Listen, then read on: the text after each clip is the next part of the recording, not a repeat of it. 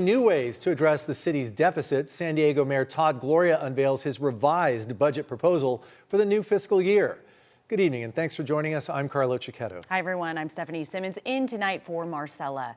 The budget mostly reverses some cuts and will fully fund December nights, but tonight many other programs remain on the chopping block. It's Richard Allen is here with more on where they found new revenue and where the budget process goes from here, Richard. Well, that's right. Potentially some good news depending on where you live, you guys. Now, this revised budget proposal comes after weeks of input from the community, including hours-long budget hearings where hundreds of residents spoke out against proposed cuts. Now, today, the mayor says this revised reflects that feedback with, in his words, some practical, targeted restorations. While this remains a very difficult budget year with real fiscal challenges and necessary trade-offs, we continued looking for responsible ways to protect important neighborhood services wherever possible. Among those services, this revised budget proposal protects library and rec center hours in council districts 4, 8, and 9. That includes Southeast San Diego, the South Bay, and the College area. This is a move in the right direction by investing in communities that have historically been underserved. It also fully restores funding for December nights,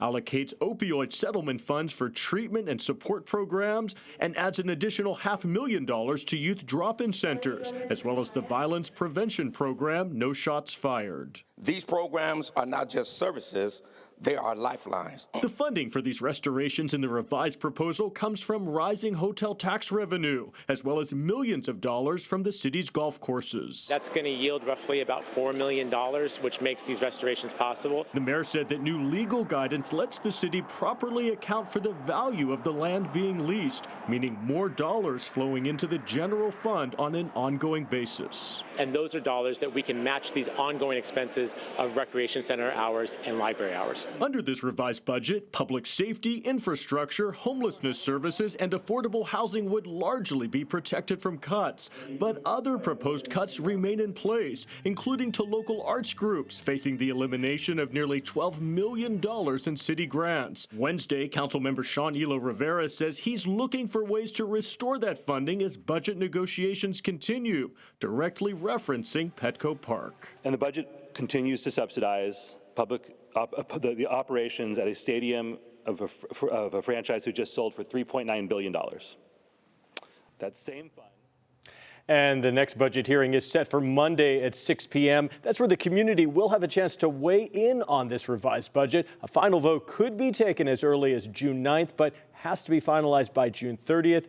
Right before the fiscal year begins. Okay, but other topics of discussion. Currently, there are legal efforts underway to try and eliminate the trash fee, paid parking in Balboa Park. So were either of those brought up today? That was brought up today. It was sort of interesting. They were brought up by both Council President Joe LaCava and the mayor himself. Joe LaCava calling these efforts, quote, outside agents threatening to upend city services. The mayor saying that if those streams of revenue were to be eliminated, that would actually result in and he said roughly $150 million hole in the city's budget, and that would require much more severe cuts. Additional hole to the 118 we're already talking about? Exactly, yeah. So, and we could be looking, if that did happen, we could be looking at those cuts somewhere around Thanksgiving, he said. So, I mean, that's definitely a scenario that we don't want to envision. We don't want to see that. All right, Richard Allen reporting. Thanks Richard. Thank you.